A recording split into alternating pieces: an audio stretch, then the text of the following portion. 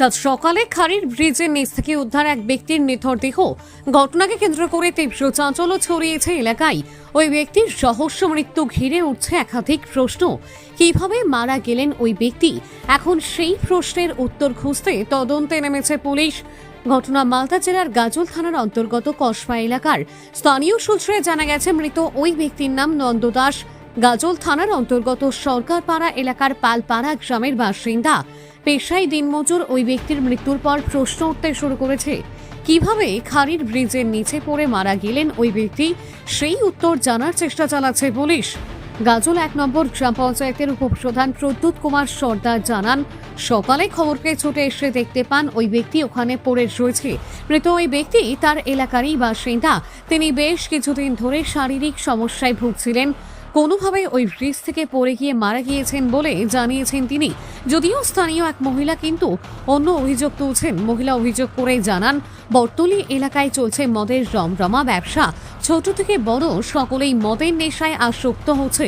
সম্ভবত মদ্যপ অবস্থাতে বাড়ি ফিরতে গিয়ে ওই খাড়ির ব্রিজের নিচে পড়ে মারা যান ওই ব্যক্তি। যদিও তিনি স্বীকার করে নিচ্ছেন এই মদ বিক্রি নিয়ে কোনো অভিযোগ হচ্ছে কিনা। রমরমিয়ে চলছে সেই ব্যবসা। ঘটনার খবর পেয়ে ঘটনাস্থলে পৌঁছে মৃতদেহ উদ্ধার করে পুরো ঘটনা নিয়ে তদন্ত শুরু করেছে পুলিশ। পুলিশের তরফে দেহ ময়না তদন্তের জন্য পাঠানো হবে মালদা মেডিকেল কলেজ হাসপাতালে। পুরো ঘটনায় একদিকে আতঙ্ক, অন্যদিকে শোকের ছায়া এলাকা জুড়ে। মারা গেল চিনেন নাকি? হ্যাঁ, ওই দিকে বাড়ি। কি নাম? নাম জানি না, নন্দর ভাই। আচ্ছা, কিভাবে মারা গেল বলে মনে হয়? ওই যে মদ খেয়ে আসছিল বর্তলিতে, সব জায়গায় বাড়ি বাড়ি মদের ব্যবসা, বাড়ি বাড়ি। রাত্রি 9টার সময় মদ ঠদ খেয়ে আসছে, মনে হয় অতিরিক্ত মদ খেয়েছে। আর ব্রিজের ওখানে বসেছে, বসে গিয়ে মনে হয় উল্টে পড়ে গেছে, পড়ে গিয়ে মারা গেছে। ওখানে মদের ঠেকটা আপনারা যথেষ্ট বন্ধ করুন তাড়াতাড়ি। এপার ওপার চারিদিক মদ, বাচ্চা বাচ্চা ছেলেরা অব্দি মদ খাচ্ছে রবিবার, প্রত্যেক দিন রবিবার মদ খেয়ে খেয়ে বাড়ি যাচ্ছে, গিয়ে ভাঙচুর করছে, অশান্তি করছে, মাকে বাবাকে মারছে, ধরছে। আপনারা একটু ইয়ে না। এটা নিয়ে কোথাও জানিয়েছেন যে এখানে এরকম মদ বিক্রি হয় বা কিছু? কোথায় জানাবো, কি বলবো, এখানে সবাই জানে, যারা যে যায় আপনাদের থানায় তারা অব্দি জানে মদ।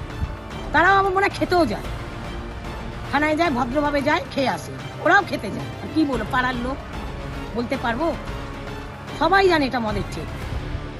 কিন্তু এত বড় ব্যবসাটা ছিল না, এখন দিনে দিন আরো বড় হচ্ছে ব্যবসাটা। আশা করি শুভেন্দু এসছে, এখন ব্যবসাটা অন্যরকম হবে, আশা করছি।